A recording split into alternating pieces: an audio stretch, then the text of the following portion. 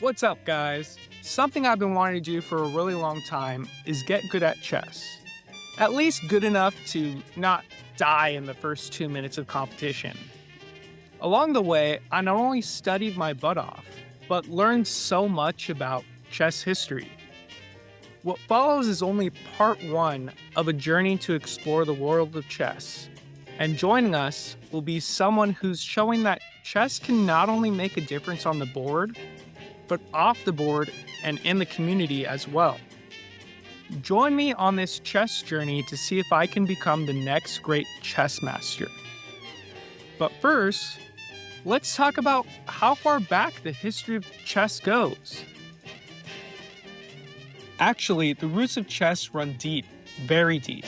In fact, thousands of years deep. Even warring queens like Isabel of Castile, Catherine the Great, and Eleanor of Aquitaine have inspired the most powerful piece in chess. And we'll go into that history and more in the interview. Chess has even moved beyond the board and found its home on the big screen and on television. Modern-day masters have even taken the game's strategy to unheard-of levels. Greats like the Polgar sisters and Vera Menchik, even grandmaster chess influencers are kicking down the gates of the social media castle. Oh! Now, I couldn't help but wonder if chess had something in common with a game we played on a previous episode. None other than the Rubik's Cube. Let me explain. And to help us explain is one of our previous guests on the show, Speedcuber Livia Kleiner. My name's Livia. I'm from the Philadelphia area. I've been speedcubing for over a decade now. I officially started in 2013. I got into it because of, YouTube really. I've been doing YouTube for even longer than I've been speedcubing. And now I've also am a content creator, make lots of videos about speedcubing in addition to being a competitive speedcuber. I'm a cuber. Of course I spend hours a day solving Rubik's Cubes. I reached out to Livia because a Rubik's Cube and the game of chess are both puzzles that people tend to link with the highest level of intelligence. They have as many things in common as they don't. Chess is more than 1,000 years old, whereas the Rubik's Cube was created in the 80s. Chess and the Rubik's Cube have both been mastered by machines. Chess, though, is usually dominated by the oldest generation, whereas the greatest speedcubers are in their teens or younger. Could speedcubers and chess players learn from each other's ways, and what would happen if they did? Let's hear what Livia thinks and see if she's ready to become the next chess grandmaster. That is an event that will never occur, ever. What if speedcubing was more like professional chess? I feel like in chess, you need to take years and years and years in order to be good. But cubing, you can get good pretty quickly. But I feel like it would just be a lot more intense. I don't think it would be as, fun, I guess. I don't know. But Livia, won't speedcubing disappear once records become too fast? Chess doesn't have that problem. I don't think it would matter because, people bring that up about 2x2 single, and they basically say, okay, well, it's 0.39, and it will get lower from there because there are better solves than that 0.39, but ultimately it's going to reach a point where it's sort of just unbeatable, and everyone's like, well, should we right? I guess you can compete. To accomplish this goal of becoming good at chess, I reached out to chess enthusiast, member of the U.S. Chess Federation Women's Committee, and member of the U.S. Chess Federation Nomination Committee, Kalanithi Kanapathy Bagley, to help me with my training. Kala is also the founder of Discovery Chess Academy and Chess for Cure, which provides support for gynecological cancer research.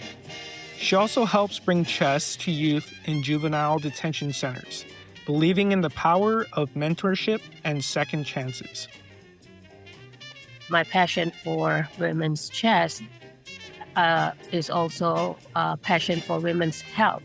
So right now, one of the biggest volunteer thing or an organizing a tournament, what we're doing is we are bringing awareness to women's health and women in chess. And we have started something called Chess for Cure.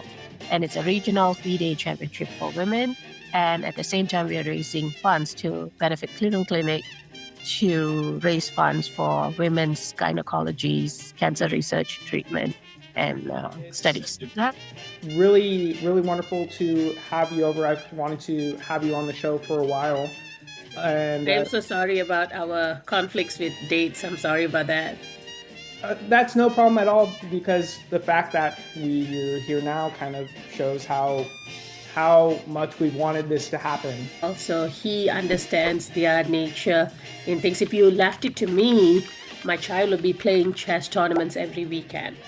One of the things about the Juvenile Detention Center is it's actually one of my favorite stories because it's very meaningful to my journey with the academy, the volunteer work, because what it does is in the facilities, chess has become more than just a board game, right?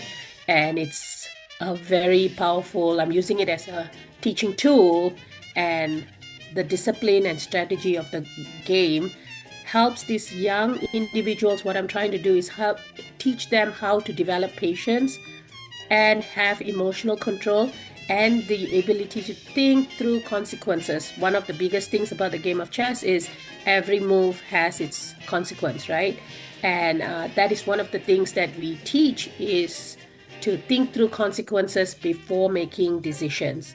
So every move on the board is a responsibility, it's a planning, and it also requires a lot of resilience. And with these kids, they have faced difficult circumstances, and chess allows them to discover their own potential. It gives them a structured environment, and it also helps them build a lot of confidence, and it teaches them leadership, and it also helps them experience a little bit of satisfaction through the progress of the game. So for me, I use chess to help them build character and to create opportunity for them, and to help these young kids see a different path moving forward. And that's why I really enjoy my work with the detention center.